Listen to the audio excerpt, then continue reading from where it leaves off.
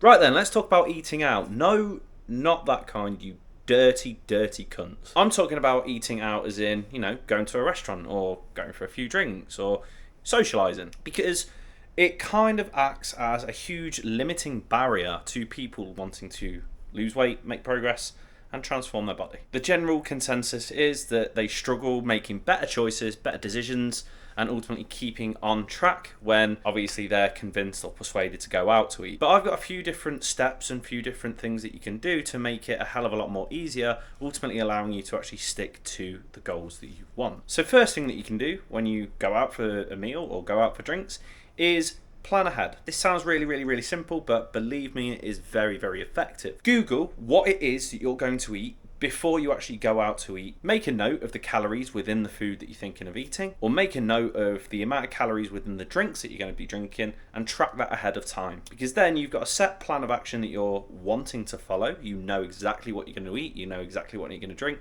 you know exactly how many calories you're going to be intaking throughout the day, and therefore you could potentially change your day around it as well. Let's say, for example, you're going out for a pizza later and you know it's going to be like 1,000 calories. You can potentially limit the amount of calories you're eating throughout the day, or even better yet, limit the amount of calories you're going to be eating the day before in order to save up enough of a calorie buffer to eat this food. If you want to know what a calorie buffer is, it literally is just conserving a few extra calories on the lead up to the calories that you're going to be intaking, so you know that you can still eat these calories and stay on track. It's kind of like saving up money to pay off a big bill due at the end of the week, or cutting back on expenses after a bill is due in order to rake back in that money. Now, the second thing that you can do is set yourself expectations. So not every single day has to be a fat loss day. Now, what I mean by that is you don't have to be making progress every single day. Like, you can, and in an ideal world you do, but you don't have to. So you can literally just approach a day and say to yourself, listen, I'm not going to be creating my calorie deficit today. I know that I'm not going to be making much progress in regards to nutrition today.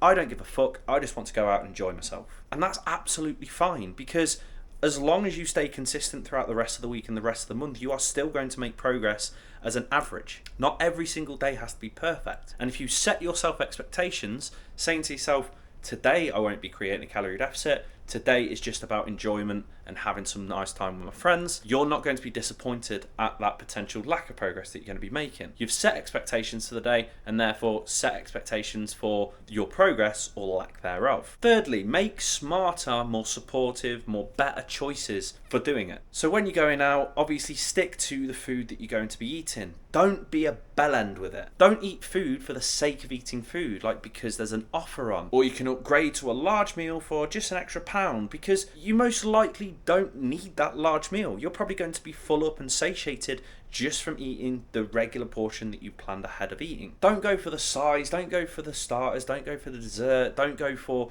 the high caloric milkshake at the end of it just for banter, because that would be looking at it like an absolute bellend. Eat what you need to, try not to eat more than that. Fourthly, if you're anything like me, you were brought up by your parents saying, eat everything on your plate. That is not the case. We're adults now. We don't have to eat everything off our plate, because the risk was, if we didn't eat everything off our plate when we were younger, we wouldn't get dessert. We're adults now. We can eat dessert whenever we want. We don't have to eat everything off our plate, because that's basically overfeeding and force feeding ourselves. Eat until you are satiated, until you're satisfied, until you're fulfilled. Don't eat until you're fucking, about to burst and you need to unzip your trousers. Fifthly, this is something that I struggle with. I'm quite a fast eater. I literally have my food down in front of me and I literally smash it off within a couple of minutes. Now, when I started trying to lose fat, which is about 9-10 weeks ago now, I actually started to have to change this. The way that food works is our bodies intake it, and then it takes a certain amount of time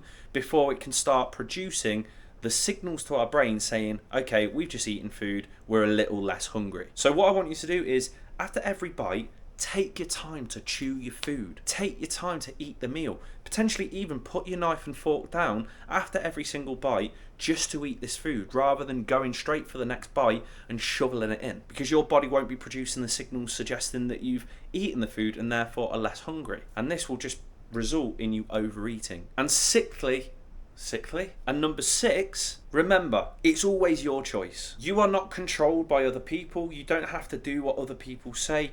You have the beauty of choice. You have free will. Just because your friend has said to you, oh yeah, go on, get some cocktails, get some, dessert, get a starter, get all of this shit that you don't need, you can actually make a choice to say no. Because if your friends try and convince you to have these foods which are outside of your planned food and drinks, then it's you deciding to eat that and drink that, not your friends. Sure, your friends might have contributed to it, but you will always have the last say. Just because you're saying no to them doesn't mean that you're saying no overall. You're actually just saying yes to your plan, you're saying yes to your goals, you're saying yes to your long-term happiness, rather than just saying yes to the short-term pleasure of having a sex on the beach. So try not to be too agreeable. Try not to be convinced and persuaded so easily, because ultimately the decision to do these things always comes down to you and you only. Start applying these steps when you go out for food, start going out for drinks, and you'll probably notice that you begin making more supportive, more mindful choices, and therefore won't actually fuck up the progress that you think that you're fucking up. Trust me. If you like this video, feel free to give it a like. If you've got any questions, make sure that you comment below, because I'd be more than happy to answer them for you. And if you want to catch the next one, make sure that you're either subscribed to me